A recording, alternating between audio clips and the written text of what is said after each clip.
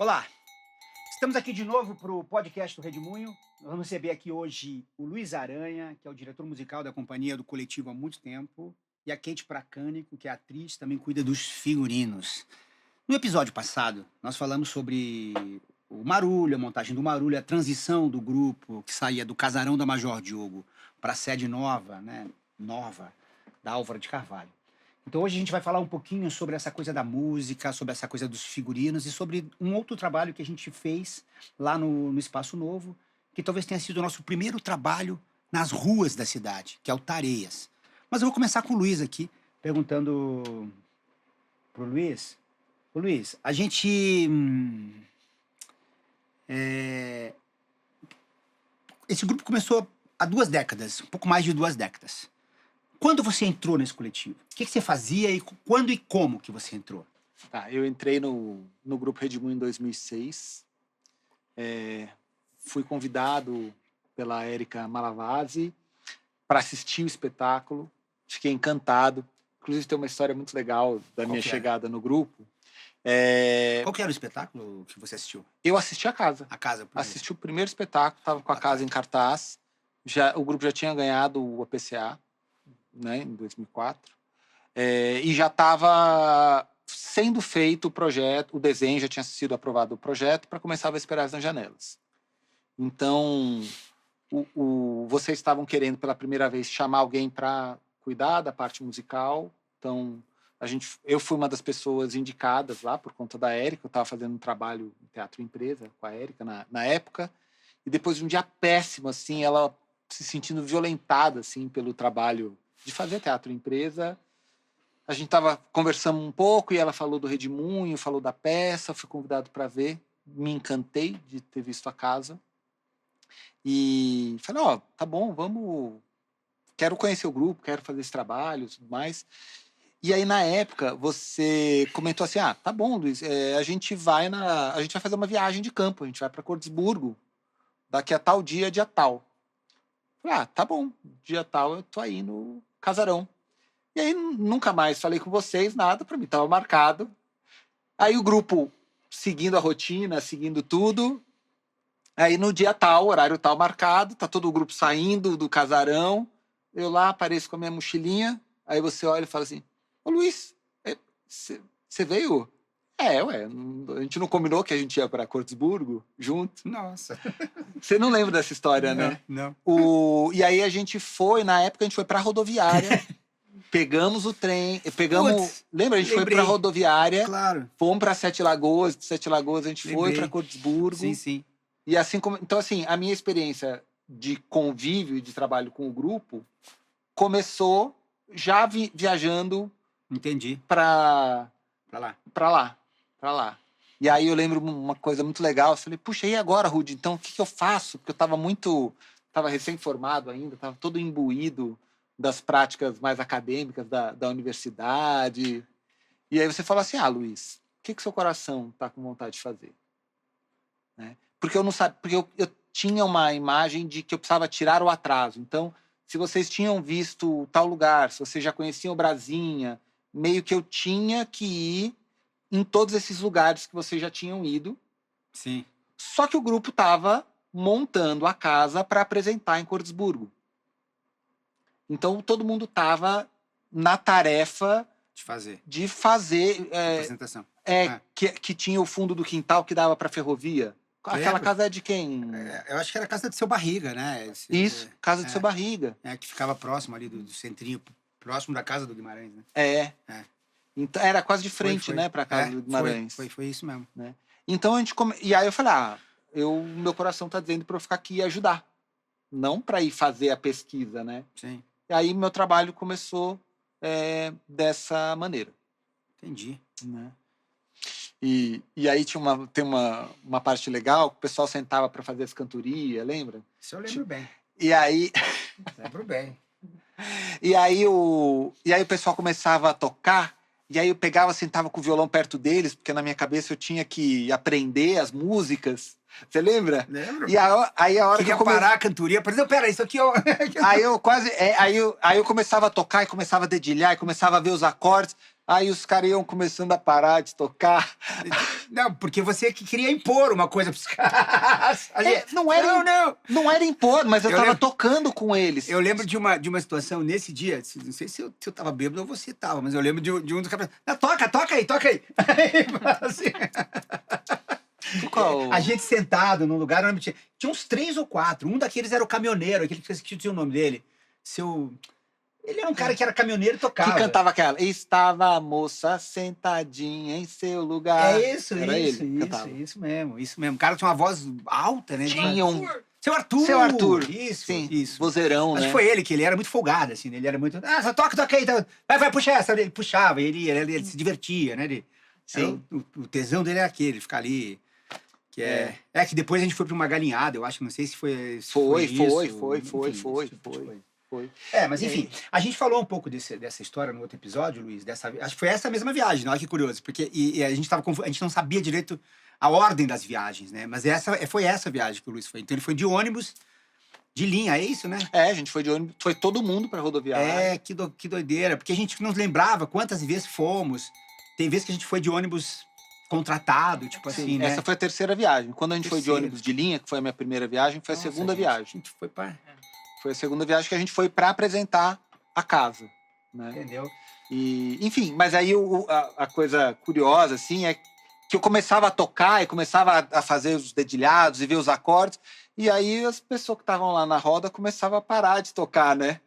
E aí eu lembro que você fala, não, é para eles tocarem, né? E aí eu não entendia esse lugar de para onde estava o olhar artístico, né? Na minha cabeça eu tinha que aprender tecnicamente as músicas e na cabeça de vocês tinham que olhar eles fazendo, e é o ambiente, e é a música que estava tocando e o clima que se instaurava. A gente buscava aquilo lá, na verdade, porque que era um pouco o inverso, talvez também, não sei, certeza, do acadêmico, né? Tipo, não que o acadêmico não fosse, a gente não fosse precisar dele, mas a gente queria as velhas cantadeiras de história, né? Cantadeira de cordel, a gente queria, mano, as cantorias da lavadeira, sabe assim? A gente buscava aquilo que a gente não tinha, né?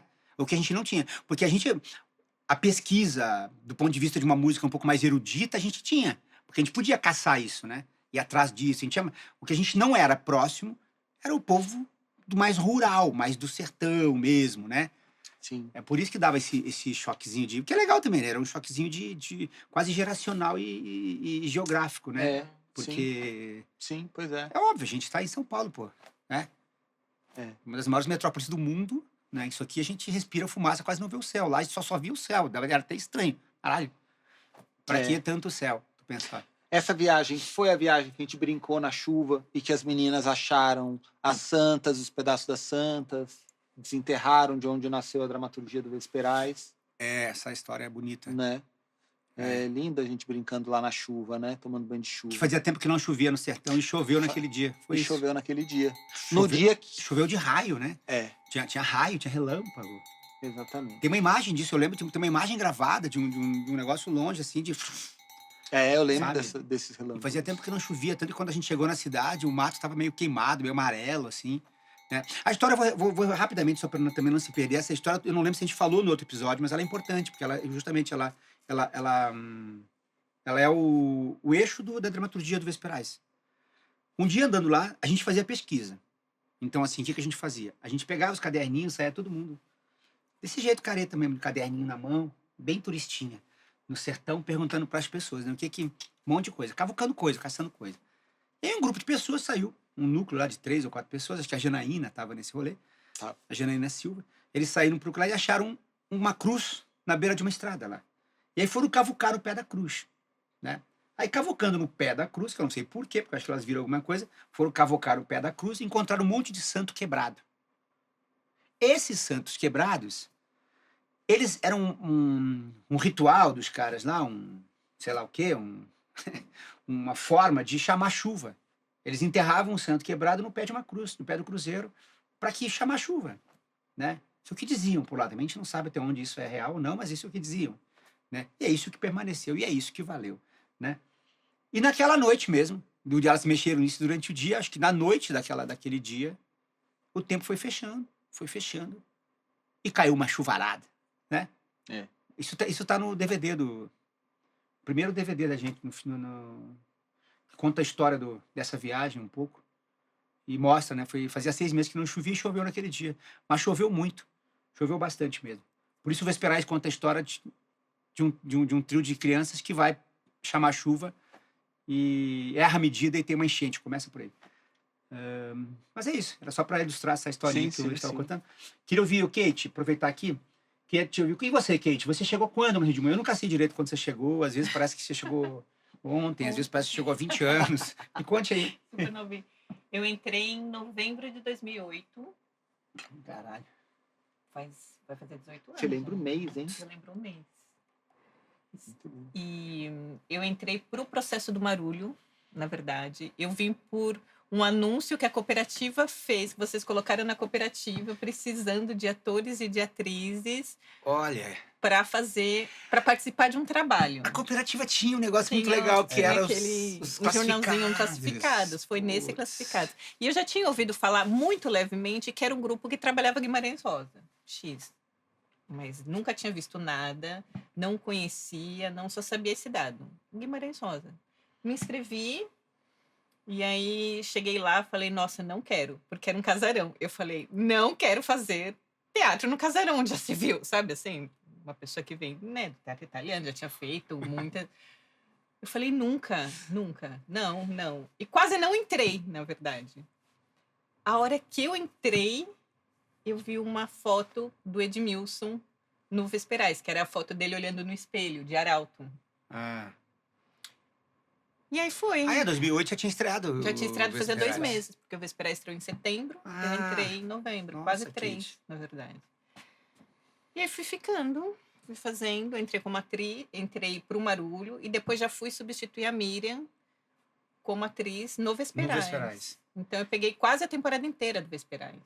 Mas chegou a assistir Vesperais ou nem? Eu assisti depois que eu tinha entrado, assim. Eu lembro que aí você me mandou pelo Orkut, porque na época era pelo Orkut, falou assim, Certo. naquela conversa privada que tinha, que você precisava de uma atriz para substituir uma outra atriz que estava saindo. Só que eu não tinha assistido ainda. Eu não tinha assistido nenhuma das 2 peças, nem a Casa nem o Vesperais que tinha. E aí você me falou, você precisa assistir. Tipo, eu assisti os 2. E aí fui fazendo, substituindo, aí já fiquei pro Marulho, já fiz todos os outros espetáculos. Na verdade, eu fiz todos. Acabei fazendo todos, né? De uma maneira ou de outra, Sim. na verdade. A casa chegou a fazer, não? A casa eu fiz a última...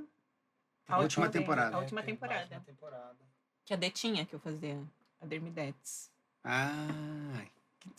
Vocês acompanharam o processo inteiro, na verdade, né? É. Porque se a gente começa ali, a gente estreia a casa em 2006, eu acho, ou 2005, sei lá, a gente começa o processo, enfim, nessas épocas aí, e aí vocês, mesmo não participando a primeira geração ali, vocês vão entrar logo na sequência. Muito. Ô Luiz, e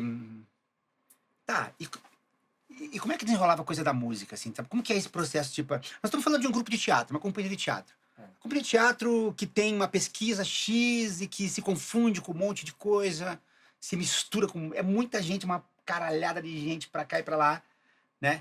E aí, nem todo mundo tecnicamente preparado, nem todo mundo... Alguns com mais habilidosos, alguns com preparo, alguns de alguma forma estudantes de alguns instrumentos. Mas são artistas, atores, atrizes, né? Sim. Uns cantam bem, outros nem tanto, outros mais ou menos, estão aprendendo. Como é que é, meu? Eu queria que você me contasse isso, né? Porque você vai fazer a trilha do Marulho, Sim. né? Depois você vai seguir fazendo um monte de... Do Vesperais, óbvio, né? Mas ali no Marulho começa uma coisa que o Redemoinho começa a ter bastante música. O Vesperais já tinha bastante música, né? A casa quase não tinha. Tinha rezas, cantoria, muito pouco. Sim. Mas o Vesperais já tinha bastante música e o Marulho mais ainda, né? É muito doido isso, né? Porque a casa, eu lembro até hoje, quando eu fui assistir, primeira vez que eu fiquei encantado, quando você vinha de Jagunço, do meio do corredor do casarão, pisando com a bota no chão de tábua. Tec, tec. Pá, pá. Então, assim, pelo som, dava pra ouvir que era uma pessoa grande, chegava, e aquele jagunço vinha andando com um radinho, Então, ainda que a casa não tivesse um olhar para o que a gente chama de música, você sempre foi um diretor e um dramaturgo muito detalhista, assim. Quando ventava lá fora e tinha o som das árvores, né, das folhas, você percebia e você sacava isso, né? Então, o som do sapato, o som da faca sendo fincada no banco de madeira, Sim. o barulho, lembra? O cara afiando o facão. Afiando o facão. Então, tudo isso entra, o som do bolinho de chuva, Sim. né? Então, ainda que a gente não pense de uma maneira mais objetivamente musical, que você não... Tudo isso estava contemplado no seu processo de dirigir. Então, esse hiperfoco para essa dimensão sonora meio que é o meu papel, assim, sabe? E eu acabei virando... Então, lógico, tem uma parte de uma formação ou de um aprimoramento de uma parte dos atores, mas que querem se envolver mais com a parte musical, né? Porque o Redemoinho tem essa dinâmica de todo mundo fazer tudo. Então, teve esse processo, mas também teve um aprendizado da minha parte dessa atenção a toda essa dimensão sonora que compõe o espetáculo, né? Então, só fazendo uma ponte gigante para o último espetáculo, se uma porta range e tem um rangido de dobradiça, você estava atento para aquele rangido e eu também estava. E aquilo entra como parte da encenação. Sim. Né? Então tem uma parte objetiva de eu vou assistindo as cenas, eu vou assistindo o processo criativo. Na época a gente fazia muito exercício de cena. Os atores traziam cenas e propostas. E aí é isso, é a cena com um vaso de barro enchendo o copo, e aí tem o barulho do copo sendo enchido de água. Tem o barulho de pegar feijão, de escolher feijão. Sim. Na cena. Então, a partir desses exercícios de cena, eu que sou compositor e cancionista, acabo compondo e trazendo para o processo exercícios de composição de música, né? Então, acho que uma parte desse primeiro processo musical com uma pessoa dedicada a pensar a música dentro do espetáculo, que foi o Vesperais, ele se dá um pouco como da minha parte, fazendo exercícios musicais, exercícios composicionais, e aí você foi pensando esses exercícios musicais e trazendo para a cena. Né? Sim. Ô Luiz, bom, me conta, como é que você se resolveu quando a gente, em 2020, aí já estamos dando um salto na história, já saímos do casarão, fizemos Vesperais, começamos o processo de Marulho ali, os laboratórios, e vamos mudar do casarão para o espaço da Álvaro de Carvalho. Aí, ok, você vai concluir a pesquisa do Marulho no espaço novo. Lá era um espetáculo altamente sonoro, que você tinha muita música, bastante música. Era um espetáculo difícil, era um espetáculo dramático, era um espetáculo triste, porque a gente vivia, de uma certa forma, ali um momento muito difícil na vida do coletivo, que era o luto pela morte do Landucci, que era um cara que fundou o grupo com a gente, né, enfim. E a gente tinha ali, e a gente purgou isso ali daquela forma, jogou tudo aquilo na cena, né, e eu lembro que durante o processo, a gente se comovia muito com a trilha do Marulho, né? Com a encenação do Marulho, com tudo. A gente se comovia muito. Mas porque a gente estava muito envolvido com o que estava por detrás daquela encenação, né? Então a gente tinha uma coisa ali que beirava um melodramático, porque você não compreendia, né? A nossa questão, o Marulho, o texto perguntava, quer dizer, de que vale tudo isso, né? Porque na verdade, uma hora você morre e desaparece, quer dizer... Tinha textos que falavam sobre isso. Então era um espetáculo meio que tentando entender o horizonte adiante, assim. E aí, esse espetáculo, você vai criar uma trilha inteira para ele. Quer dizer, você vai fazer, tem muita música autoral, muita música que você criou, construiu para esse... A gente até relembrou o Anísio no episódio passado.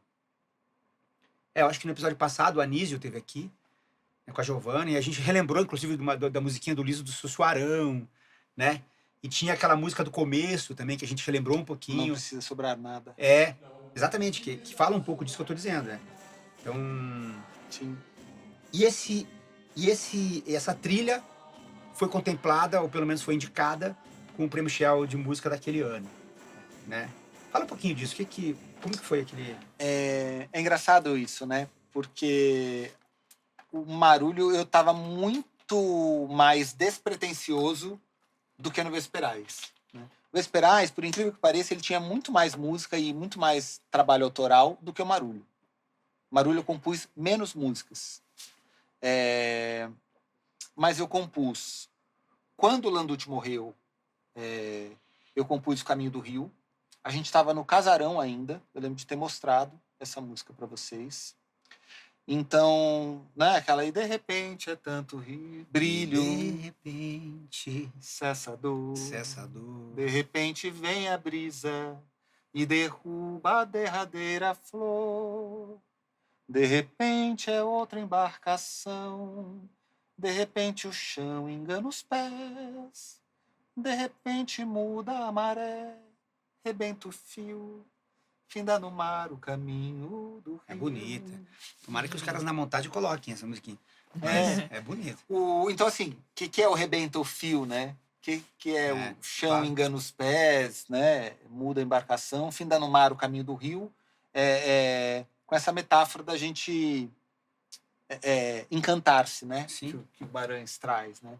Então, a gente estava no Casarão ainda, a gente já estava desenhando a ida pro Espaço Novo, quando eu fiz essa música. E aí, de novo, entra um pouco esse trabalho de ser um exercício. Eu me vejo muito mais como um compositor residente no processo como um todo, do que como um diretor musical. Claro, né? Na vida prática as coisas se misturam, mas eu só compus a música e eu joguei, eu não pensei nada, não pensei nela, né? E aí tem uma parte muito legal da transição do Vesperais para o Marulho, que a gente tinha uma verbinha para comprar os instrumentos musicais, tudo. E eu lembro que eu fui ali atrás na Santa Ifigênia, lá na Contemporânea, comprei aquele nosso atabaque, que até hoje está lá no Redemoinho. Sim. Comprei a Caixa de Guerra, comprei os ganzás, comprei a Meia-Lua. E aí, teve um intervalinho entre o Vesperais e o Marulho que eu saí do grupo. Não sei se você vai lembrar. Eu fiquei uns 3 meses fora do grupo. Falei, tô cansado, preciso descansar e tal. Depois eu pedi para voltar. E aí, o que foi legal? Nesse processo, onde antes eu conduzia de uma maneira pedagógica a formação musical, quando eu cheguei, por conta dos pontos que todo mundo... Quando eu não estava lá, a mesma lógica do Vesperais, que eu começava a tocar com os tiozinhos lá, as modas de viola, eles começavam a parar. A hora que eu começava a ensinar e a tocar música de uma maneira pedagógica mesmo, para as pessoas se formarem tecnicamente, todo mundo mecanizava uma coisa e o processo ficava chato ou ficava meio traumático. E aí, quando eu saí e os instrumentos ficaram, o coletivo começou a absorver aquilo nas práticas de criação de cena, fizeram aquele ritual de tocar o tambor e começar a puxar os pontos começam a nascer como parte do grupo nessa janelinha da minha ausência. E a hora que eu volto, todo mundo está num outro nível de fluência e numa prática musical que acontece de uma maneira autônoma com a minha presença. A minha presença. Sim. Né? Uhum. Então, acho que esse foi o salto conceitual assim, do Marulho. Né? A partir do momento que as pessoas, os próprios atores, nos seus processos criativos, começam a incorporar a dimensão sonora também, né? Teve muita música que eu compus depois que foi feito um exercício cênico que um grupo de atores trouxe a trilha, a imagem sonora que tinha, aquela cena das meninas. Você fazia, né, Kate? Quem que era? Era aquele com a Letícia? Com a Letícia, não, e tinha um outro com... Ai, caramba, aquela... Do Santinho de Milho, do Meu Pai Era Ah. Pescador, Que virou uma cena do Marulho. virou uma né? que cena do virou a Marulho. cena do Marulho, né? Sim. Era Aquela- eu e a Giovana que fizemos, que a gente propôs a cena, porque era um exercício. A gente tinha 10 Sim. minutos para criar uma cena, aí ficou eu e a Giovana, e a gente começou a pirar no que seriam essas duas meninas. Mas e aí vocês fez o cantavam exercício também. E a gente cantava. Um pouco naquela memória do sertão, das pessoas. É.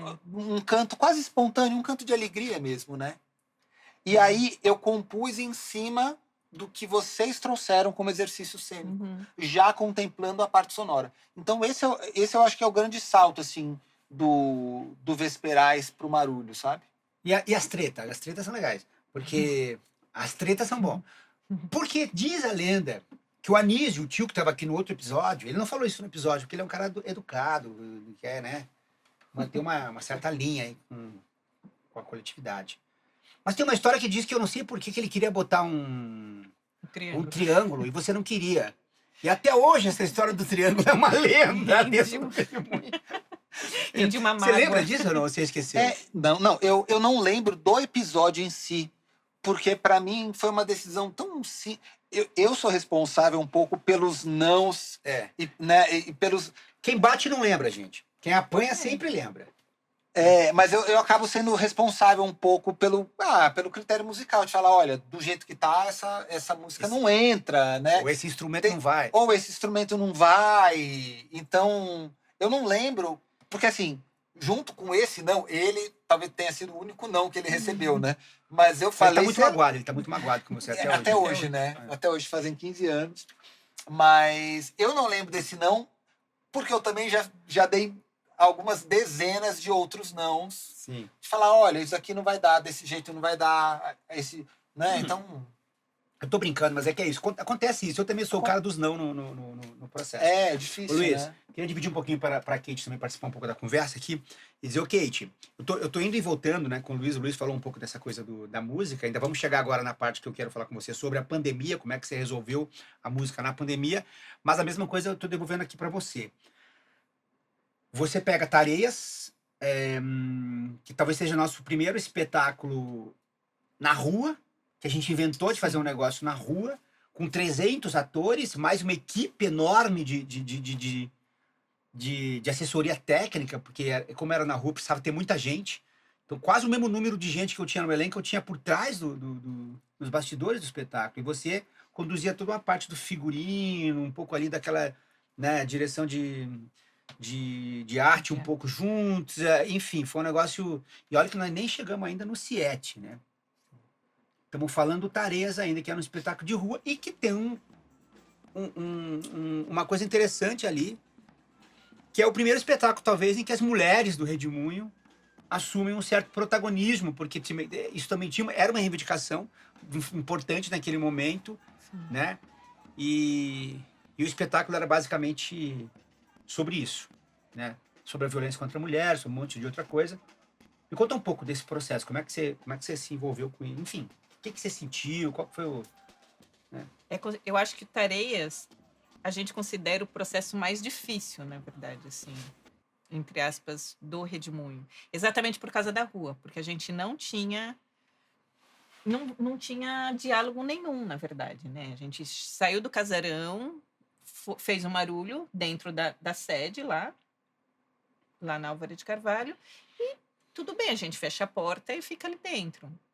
Quando chega o Tareias, na verdade, que a gente tem que dialogar com uma vizinhança que a gente não imagina, e a gente não tem experiência, na verdade, porque nenhum dos atores e atrizes ali tinha experiência na rua, é meio que vira de ponta cabeça, na verdade. Assim, a nossa cabeça virou de ponta cabeça, assim. Tanto em relação ao figurino, porque é uma outra lógica, quanto em relação à atuação, na verdade, né? Porque a gente usava muito esse termo de expandir, né? Na verdade, assim, você tem que ter uma dilatação muito maior da atuação do que é fazer aquela coisa pequenininha, cinematográfica que a gente faz do sertão, pertinho do público, né? Ali não era, então eram basicamente todas as mulheres fazendo o depoimento de uma dramaturgia muito difícil, que era a violência contra a mulher, que doía muito, assim, para nós, na verdade, né? Na rua. Sim. E Você, eu você fazia, inclusive, esse personagem aqui, né? que Tá na era capa do livro. pra Tareias. nós, né? que era internamente a Não sei onde é que Macabeia, tá. né? Na verdade, uma cena difícil, Aqui, difícil. tô naquela câmera lá, ó. Tá, essa é a Kate, ó. Fazia Macabé, uma faca na mão, Fala um pouco disso, porque essa cena aí você ia para o Lago da Memória, né? Pro Lago da Memória, onde os a escravos la- eram vendidos ali, um lugar que isso. até hoje é muito pesado, assim, né? Porque tem uma história muito difícil, na verdade, né? Era uma cena difícil num lugar difícil, que envolvia muito o público, porque era um depoimento de uma mulher que veio do sertão para a cidade, num momento onde era a questão dos centavos também na tarifa, lembra que a gente Era tinha, nessa eu época. decorava o metrô indo para as reivindicações, essas coisas Sim. assim. Então era todo uma conjunção assim de coisas muito difíceis acontecendo assim. Mas era uma cena muito potente, das mais potentes assim, tanto que todas as atrizes queriam fazer e propuseram fazer essa Sim. cena, né? Porque era um texto que é o que a gente queria falar, na verdade, que é o que a gente passa até hoje, na verdade, né? Isso foi feito em 2012, a gente tem 2025, pouca coisa mudou, na Sim. verdade, né? Mas era uma cena das mais que até hoje eu acho que pegou como atriz, porque eu tive experiências assim, fazendo essa cena que posso até te dizer que nunca mais terei. Na verdade, não Sim. sendo muito exagerada, mas acho que não, assim, pelas circunstâncias, sabe? Assim, porque mulheres vinham para mim e falavam que queria falar isso que eu queria falar. Uma vez eu estava fazendo a cena e teve uma mulher quase agredida pelo namorado e eu estava esperando para fazer a cena e eu desci para acolhê-la, sabe? Assim, ela começou a chorar junto comigo, sabe? Assim, Sim, tipo, sim. como que você faz uma cena depois de você ver uma mulher quase apanhando do namorado e você vai falar disso, sabe? Assim, tipo, E a gente criou um lugar ali que a gente se expôs pra caramba, né? A gente muito, estava muito vulnerável também muito ali vulnerável. naquele lugar, né? É Em porque a todos os gente lugares. invadiu, na verdade, né? A rua É. não era nossa, a rua era Não, deles, né? a E gente usa... nunca foi, na verdade. lembra que a gente falava assim, a gente precisa aceitar a rua. É, Aceita a rua, o jeito que ela é. é. Né? E Vai foi tiver um muito barulho, vai ter difícil. uma pessoa que vai entrar na cena, vai. Nós... A gente não sabia fazer Não. na Eu acho que rua. melhorou na segunda temporada, que assim, tinha um pouco mais de domínio, entre aspas, assim, mas ainda era muito difícil. Assim, a gente terminou a temporada, fez um mês de um espetáculo na rua, onde todo mundo que já tinha essa experiência de teatro na rua falava assim, gente, vocês são loucos, assim, porque fazer isso com essa dinâmica, com esses textos, na verdade, na rua, É. muito difícil.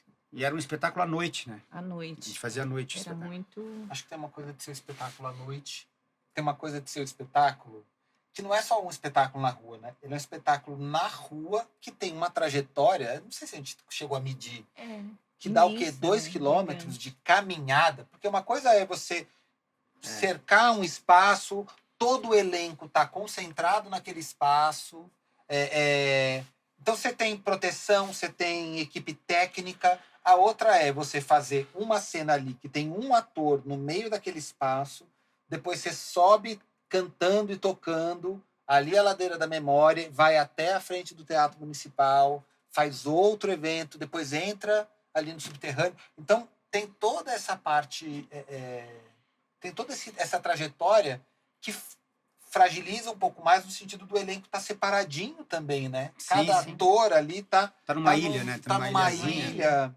E ele era encontrado nessa ilha. E a gente fazia uma coisa também ali que era usar o viaduto do chá, né? Porque a gente passava por baixo dele, saindo pela passagem subterrânea ali do Teatro Municipal, né? A gente atravessava ali, saía por trás, saía por baixo e tinha um puta de um balanço montado no viaduto, que era uma cena lindíssima, inclusive ficou conhecida bastante essa cena. E a gente caminhava toda por Formosa até a saída do metrô em Gabaú. E sempre no risco, né? Sempre assim. Porque é isso, acontecia muita coisa. Eu lembro de... O Rafael Ferro, eu fazia a segurança, eu lembro que usava um coletinho de ficar ali mas eu não sabia o que eu estava fazendo. Segurança do quê, né? Tipo, dos ônibus, para as pessoas não serem atropeladas. Enfim. Mas... Ô, Kate... bom, aí você... Eu lembro de uma história também que contam, né? Que durante um tempo... Mesmo depois do Tareias, você ficou conhecida como a Santinha da Ladeira. A Santinha da Ladeira. É verdade essa E história. até hoje, na verdade, quando eu passo lá, as pessoas me chamam de Maria. Até hoje, assim, passaram 10, 11 anos. Até hoje as pessoas me chamam de Maria. E veio essa história da Santinha da Ladeira porque eu, vestida A personagem. Né? de personagem, na verdade eu nem pensei, assim, tipo, É que ela ficava num ela altar, ficava né? num altar, exatamente, isso. porque ela ficava acima, né, falando uma É. coisa que todo mundo, né, gostaria. Tinha uma questão da Joana d'Arc que automaticamente as pessoas olhavam para o meu figurino, embora eu não tenha pensado, realmente eu não pensei quando eu fiz esse figurino na Joana d'Arc, na figura da Joana d'Arc, todo mundo olhava e falava, você é a Joana d'Arc. Depois que eu fui olhar, eu falei, gente, é verdade. Sem querer, a minha figura remetia exatamente a Joana d'Arc. O que ela falava era muito também, né? Aquela mulher que vai discutir Mas com uma faca na tudo, mão, né? tipo, eu acho que lembra Mas mesmo. o Tarés é um dos espetáculos que se fala mais, assim, potentes em relação a imagens, na verdade, né? As pessoas até hoje que viram aquelas imagens na rua que a gente criou em relação ao figurino, ficam muito mais guardadas do que os outros espetáculos, que sempre tem a questão do figurino muito forte, na verdade, é uma das premissas do grupo, mas no Tareias, não é que assim foi revolucionário, mas daquele tamanho, sabe, assim, com aquela imensidão, sabe, assim, a gente tinha que tratar muito com volume, na verdade, né, a gente sempre pensava, é um volume, que no Redemoinho nunca teve, né, era sempre um jagunço, as coisas menores e, tipo, muito detalhe. Sim. No Tareias não tinha que ter muito detalhe. A gente tinha que pensar muito grande, na verdade, né? Então, foi uma construção muito mais difícil, porque você tinha que pensar em cores primárias, assim, que sobressaíssem naquele espaço, porque senão você não via, né? Não adianta você colocar uma cor que não vai. Um preto, sabe, assim, com azul marinho, que na rua não vai rolar, né? Então, você tinha que ter sempre esse equilíbrio de cores, na verdade. Essa época eu fazia com o Jandilson, que é o Jandilson Vieira, a gente dividia a coordenação de figurino. E foi no Tareias que a gente assumiu, na verdade, definitivamente a coordenação, né? Sim. E nós dois íamos fazer, assim. Nessa lógica muito diferente, na verdade. É um namoro do Redemoinho com intervenções, né? É. Intervenções A gente chegou a artísticas, fazer, né? na verdade, algumas intervenções na Paulista, lembra? Os Das mulheres laboratórios fazendo cênicos nossos, antigos, um bolo anteriores. inglês, ensanguentada, lembra? No Dia da Mulher. No Dia da Mulher. A gente, durante muito... Mesmo no processo do Casarão, a gente fez alguns processos assim, de andar. Nós falamos disso no outro episódio, que as personagens andavam pelas ruas e tal, né? Contamos a história do Centro de Solidão, que é, né, do Gabriel Garcia Marques, quando a gente começa a estudar isso, que tinha a ver com Marulho. Todo esse processo a gente fez. O Tareias também não foi diferente. Eu lembro, inclusive, de um exercício feito na Ladeira da Memória, né? Que tinha um grande baile de gala, um baile acontecendo lá. Vocês lembram desse exercício? Lembro. E aconteceu uma coisa muito interessante, que era um exercício secreto, na verdade. Foi uma coisa interessante. Alguém, eu não lembro quem foi, talvez o Jandilson. Foi o Jean. Foi o Jean, não foi? O Jandilson, né? Que era um ator do grupo, ele pega e a proposta de cena dele era ele começar a dançar ali na Ladeira da Memória, e ele botou uma cadeirinha, uma banquetinha, dizendo assim, dance comigo por R$1, uma coisa assim. Era uma coisa assim, não é? Era. E aí passou, só que ele tinha combinado com outras milhares de pessoas de ficarem escondidas por lá. E quando a pessoa fosse dançar ali, ele estava sozinho ali, isolado. E quando ele começava a dançar com alguém, se alguém topasse dançar, a pessoa começava a dançar com ele, daqui a pouco começava uma música alta mesmo numa caixa de som que a gente tinha instalado. Puta som alto para um caramba, né? E aí começa a sair gente vestido de gala, tipo assim, de como fala isso? De muita roupa antiga, assim, era... O traje a rigor, não, como que chama isso? Fraque, traje a rigor. Aí começa a ter um monte de gente com vestido de baile. E começa a vir um monte de casal. Aí a pessoa que tá dançando começa a olhar, cara, o que é isso? Sabe? E começa um grande baile bonito pra caramba. Você lembra disso? Isso foi fantástico, isso. Eu acho que foi uma das coisas que a gente mais lembra, na verdade, né? Do Tareias, porque foi muito diferente, assim. Aquela surpresa, sabe? Assim, tipo, um monte de gente saindo do nada e a gente combinando, assim, tipo, toda quietinha. Assim, e a pessoa que resolveu dançar, que era uma moça, eu lembro até hoje a cara dela, assim, ela olhando assim, mano. Ela ficou olhando, que isso? Né? E eles começaram a dançar, foi super impactante aquilo. Esse foi um dos momentos que a gente começa a relacionar muito com o entorno nosso. Também vai ser a nossa proximidade com o movimento social de moradia. A gente vai começar a se relacionar com um monte de gente. Depois nós vamos fazer a lavagem da ladeira, que a gente vai juntamos junto com o pessoal do Momento Sem Teto do Centro, que a gente vai lá com um monte de vassoura, vocês lembram? Lembro. Lavamos as escadas. Isso foram, então, várias ações como essa foram acontecendo. Isso foi muito interessante, né? Depois desse processo Tareias, Kate, o que a gente faz depois do Tareias? O O 7. Seat Grande Hotel, né? O Seat Grande Hotel, podia falar um pouquinho do Seat Grande Hotel, nesse episódio? Acho que a gente ainda tem um tempinho. Porque vocês dois participaram, né? Tipo, tanto na parte musical, na parte da construção disso. E que a gente vai continuar falando isso no próximo, né? A gente vai continuar falando isso no próximo. Mas fala um pouquinho disso. Como é que foi? Como é que Tareia se resolveu? Né? A gente estreou, ficamos um tempo em cartaz. Foi um espetáculo muito conhecido nas cidades. As pessoas, né? Foi um espetáculo bem aceito pela... Mas a gente cansou do Tareias, porque era um espetáculo muito pesado, né? O que ele falava, né? O que ele falava era muito... É muito triste, depende do texto que você está falando, né? Aquela carga ali vem com você, né? Você precisa, de vez em quando, dá pra ter que liberar um pouco, né? E a gente saiu de cartaz e não quis voltar mais, né? Podia ter voltado, a gente não quis, né? Foi uma opção nossa. Não, porque já tinha dado, né, gente? Estava todo mundo morto e cansado. Ficamos quase um ano em cartaz com essa peça, se não me engano. Bastante tempo. Foi. Né? Aí a gente vai começar a fazer o Siete. Conte-me. Vai lá, Kate. O 7 é quando a gente, na verdade, volta para dentro do espaço de novo, que já dá uma leveza, assim, mas a gente começa... Dá uma proteção. Dá uma né? Acho que é proteção. Porque, né? queira ou não queira, é mais fácil, né? Porque aquela doideira de Parecia mais vocalmente na ladeira você fazer uma cena imensa de 1,5 página, segurando um texto difícil na ladeira ou na rua, é muito difícil mesmo, assim. Então, quando foi pra dentro, na verdade, eu lembro que eu era uma das atrizes que eu continuava lá em cima no registro e tudo. Eu falava acho, assim, Kate. fala baixo, Kate, fala baixo. E eu era lá no talo, assim, porque eu tava tão acostumada já, pra mim era... Eu acho que a gente começou a fazer peça de domingo e segunda... No 7. Não, acho que no Tareias. Não, foi no Tareias. Porque eram os dias que era possível fazer a peça, que não tinha o som, os Das forrozinhos baladas. lá na ladeira verdade, da memória. É verdade. Né? A gente começa a fazer espetáculo de domingo e segunda por conta da viabilidade de fazer o Tareias. Senão a gente não teria conseguido... Vocês, né? Não teriam conseguido. Eu estava mais distante desses dois processos, né?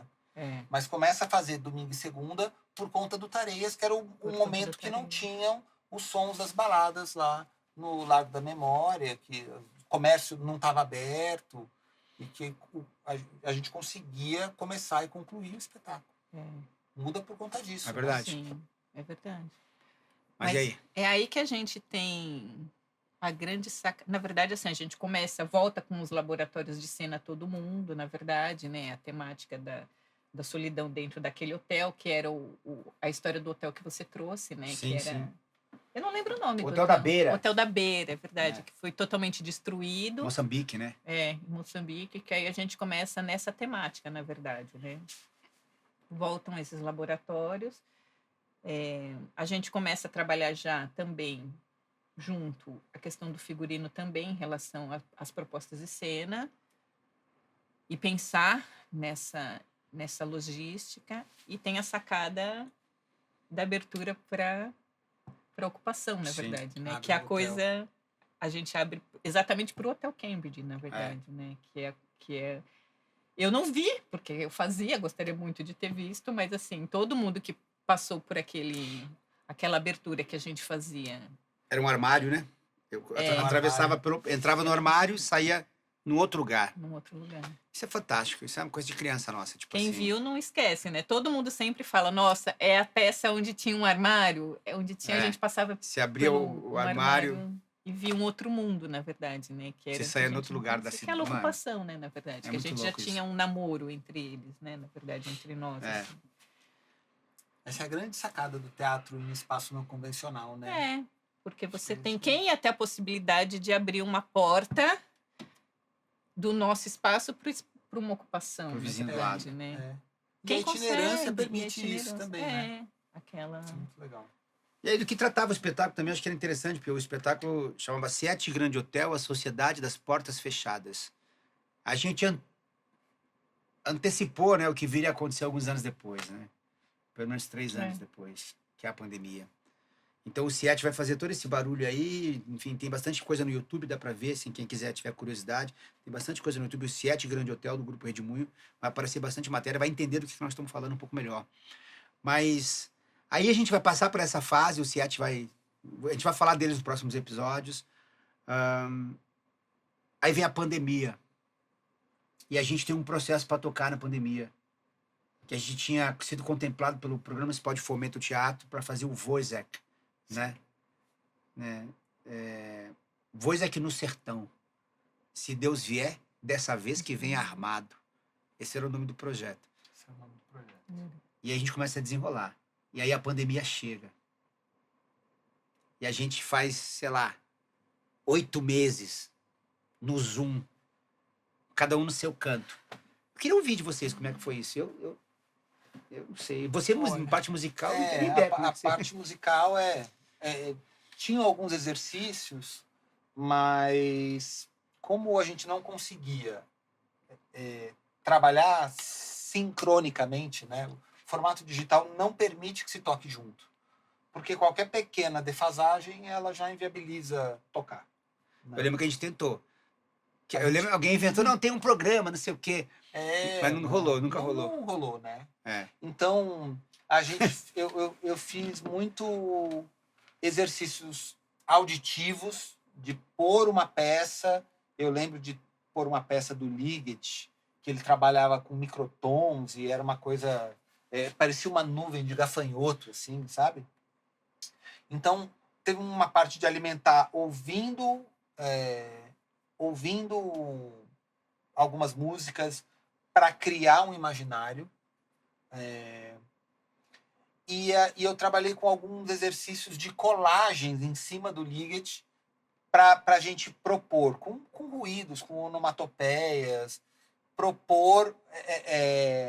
mas é isso, é uma paisagem sonora de colagem. Ela não era nada sincrônico, né? Então, se você não tem o ritmo da cultura popular, né? Se você não tem pá, pá, pá, pá, pá, tá, tá, se você não tem isso junto, você acaba trabalhando só com textura, né? Então, durante toda a pandemia, a gente Eu lembro que tinha muito, Luiz, que você me mandava, por exemplo, Rudy, vê isso aí, não sei o quê. Tipo, eu mandava pelo Zap, assim, um arquivo de uma música X, né? Ah, o fulano compôs essa música, criou essa música. Aí eu ouvia a música. E eu, na época, fazendo dramaturgia. Eu lembro até hoje, estava na chácara fazendo isso, né? E aí, dentro de todos os meus privilégios, eu conseguia, né, ficar isolado, né? Mesmo isolado. E aí, você mandava isso e eu ouvia aquilo. Mas eu sempre ficava pensando, mano, é um negócio que a gente não consegue ouvir na coletividade. Eu não consigo ouvir isso na roda, como a gente estava acostumado. Então, assim, eu ouvi sozinho. Eu nunca tinha certeza se era bom, se era ruim, se era legal pro espetáculo. Né? Eu gostava das coisas, mas será que isso combina? Não sei o que, não sei o que. Eu precisava sentir alguma coisa. E era tudo muito... Eu não conseguia ver isso nem nas cenas que as pessoas apresentavam para mim. Sim. Né? Quando apresentava no Zoom. Que a gente lembra de fazer isso? A gente... E tem uma coisa curiosa que acontecia com a gente brigou muito na pandemia, viu, gente? Na pandemia, brigou assim, de longe, né? Cada um na sua casa. Brigava como? Porque a gente começava o processo, começava a reunião, todo mundo sóbrio. Era pandemia, ninguém sabia o que ia acontecer. Aí eu fazia tomando uma cervejinha. Eu lembro que eu fumava muito. Fumando muito. O Xande, se você estiver vendo esse episódio, o Xande estava morando em Rio de Contas. Né? Na época da pandemia, ele ficou no Rio de Contas. Ele foi pra lá. E aí, ele começava tomando uma cerveja. Eu também aqui nesse lado de cá, o outro também. Daqui a pouco estava meio... Lá no meio da reunião, no meio do ensaio, estava tudo meio já trançando a língua, assim, né? Tá já falando assim, né? E aí começavam umas brigas idiotas, assim, das mais idiotas que eu já vi. Tipo, não, Luiz, cortaram o meu... Eu quero falar, estão me silenciando. Nossa, isso era horroroso. Você lembra? Aí tinha o problema do sinal. Aí alguém porque tem uma tinha que coisa... levantar a mãozinha. Nossa. Cara, que inferno foi aquele processo. Era um aprendizado, né? A gente tentava organizar minimamente como não tornar a fala burocrática, né? Todo mundo esperar a sua vez, levantar a mãozinha, e aí a outra pessoa não podia interromper. E aí, só que a outra pessoa ia bebendo e falando e não acabava a ideia, e você não podia interromper a pessoa. Aí a hora que você ficava pro fim da fila e ia falar 20 minutos depois, aquela ideia ela também você já não queria mais falar aquilo, né? Então, nossa, era muito difícil. E muito cerebral, né? Trabalhando. Aí eu lembro da gente fazendo umas pesquisas sobre o romantismo alemão. Porque não tinha corpo, né? Aí eu lembro da Amanda fazer umas tentativas de sapateado, exercício pra gente trabalhar a parte corporal. Né? Tem várias coisas. Gente, eu gosto das tretas, porque as tretas eram interessantes, as tretas, porque elas não faziam sentido, entendeu? Então você olhava aquelas brigas. Eu lembro da gente fazendo uma leitura do Danton. Acho que era Danton, Morte Danton. Que de repente alguém começa a falar, lendo o texto, né? E a gente pede pra parar, porque aconteceu alguma coisa. Né? Assim, tá, ok, já ouvimos. Para aí um pouquinho pra gente continuar aqui. Isso aqui. E a pessoa não tava te ouvindo. E continuava falando, acho que era a Neide. E continuava. E a gente. Neide, já deu, pode parar. E ela não ouvia você. Mano, era assim, o sinal de um. Aí de vez em quando entrava um caía a conexão, aí ele voltava, parecia a sua testa da pessoa, sabe? E a pessoa... Mano, era um negócio horroroso. Acho que foi a pior fase do Redemoinho, foi a pandemia, né? E a gente depois de todo esse processo, você vai criar uma dramaturgia meio que na solidão lá, claro, ouvindo muito das pessoas, a gente tinha muito tempo para pensar, né? Para pensar as coisas. E aí a gente vai voltar a se encontrar, eu acho que em 2022, talvez, né? Acho que foi em 21. Acho que outubro de 21. Eu acho que em outubro né? de 2021. Outubro de 21, a gente, quando abre a possibilidade, o lockdown termina, e aí você pode ir voltando aos poucos, com máscara, e a gente vai fazer esse espetáculo na ocupação, ali da 9 de julho, na ocupação 9 de julho. Ali onde acontece a cozinha do MSTC, do Movimento Sanitário do Centro. A gente vai fazer o espetáculo na quadra deles. E aí a gente tem um primeiro encontro nosso. Não sei se vocês lembram disso. A gente se encontra, aí foi uma coisa, fazia muito tempo que a gente não se via, né? A gente tinha se visto em algum momento ou outro para fazer alguma coisinha pequena, mas não todo mundo. Pouca gente no Redemoinho, um negócio de música, que a gente fez um festival, alguma coisa assim. Que a gente fez uns vídeos para mandar para um festival. É verdade, a gente produziu uns Foi vídeos. isso, né? Foi. E aí, só que depois a gente vai, então, começar a ensaiar o espetáculo presencialmente. E aí tem coisas super curiosas, né? Tipo, uma atriz fala pra mim assim, nossa, eu achei que você era pequenininho, assim, você é maior. Porque não via, né? É verdade. Porque você só via a cabeça da pessoa, só aqui, então... E assim, nossa, eu achava que você era uma puta pessoa gigantesca. A gente fez a seleção das pessoas do estágio online. Foi então, isso. as pessoas que estavam trabalhando, a gente não conheceu elas presencialmente. Então, e a gente se encontra, cria o espetáculo lá dentro da ocupação e faz uma temporada de Wojciech, né? Que chamava Wojciech, uma desterritorialização em curso, né? E também tem, depois tem no YouTube isso, o teaser disso e tal. Tem um espetáculo bem bonito, eu acho um espetáculo bonito, mas um espetáculo difícil, um espetáculo complexo, que ele cansa um pouco, mas é um espetáculo porque você transita, você anda, mas aquele lugar, aquela peça, daquele jeito, foi um troço muito bonito, assim, e guardada a proporção devida de que vimos num caminho de pandemia, né? Um caminho pandêmico, mas eu achei que foi Ali teve uma trilha musical importante também, que eu acho que tinha muita música também nesse espetáculo.